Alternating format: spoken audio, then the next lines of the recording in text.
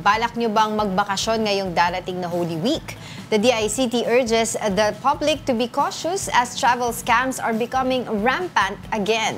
The details in this report by Francis Orsio.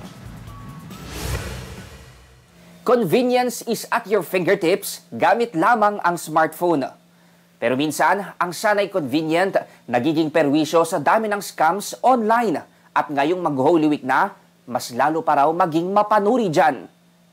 Marami sa mga kapatid natin ang nagbabakasyon tuwing Semana Santa. Masulit man lang ang ilang araw na bakasyon. Kaya naman ang iba, affordable travel destination ang hanap. Yun nga lang, may pagkakataon na imbes na masayang pagbabakasyon, mas nadehado pa dahil na biktima ng travel scam. Yung vacation scams, saka travel scams, they come in many forms. Pero isa lang yung layunin nila, to deceive us of our hard-earned money. Kukunin na yun, pati yung information. Ayon sa Cybercrime Investigation and Coordinating Center ng DICT, may 14 na travel scams ang nagsusulputan habang papalapit ang Holy Week. Una sa listahan ang fake accommodation.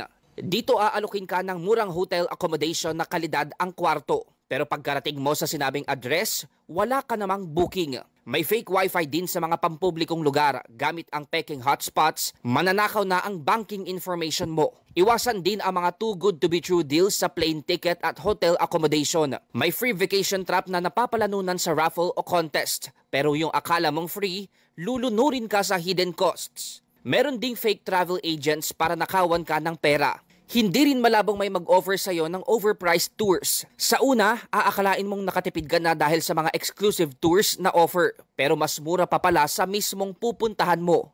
Charity cons na bubungad sa'yo na makakatulong sa mga charities ang inavail mong offer nilang travel package.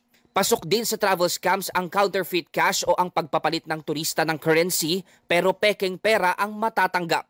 Ingat din dahil sa mga hidden CCTV sa loob ng kwartong binook mo. Fake taxi na kukontratahin at sisingilin ka ng pagkamahal-mahal. May lost luggage na nawala sa airport at ibebenta online sa murang halaga. Fake SIM cards na mabagal ang bandwidth at kadalasan ino-offer sa mga foreign tourists. Fixer na aalukin kang pabibilisin ang iyong transaksyon. At nagbebenta ng cheap airline tickets sa social media, napapaniwalain kang ang discounted price na natanggap mo, limited time only. We recognize the potential risk that everybody is facing. Ito yung different scams for travelers. Common na ho ito. Importante dito is ang publiko ay ma-recognize nila kung ano ang hinaharap nila in the coming days. Payo pa ng mga eksperto, huwag basta-basta naniniwala sa mga nakikita online lalo na kung kaduda-duda ang inaalok. Pero kung di maiiwasang mahulog sa kanilang patibong, ipagbigay alam agad sa mga otoridad.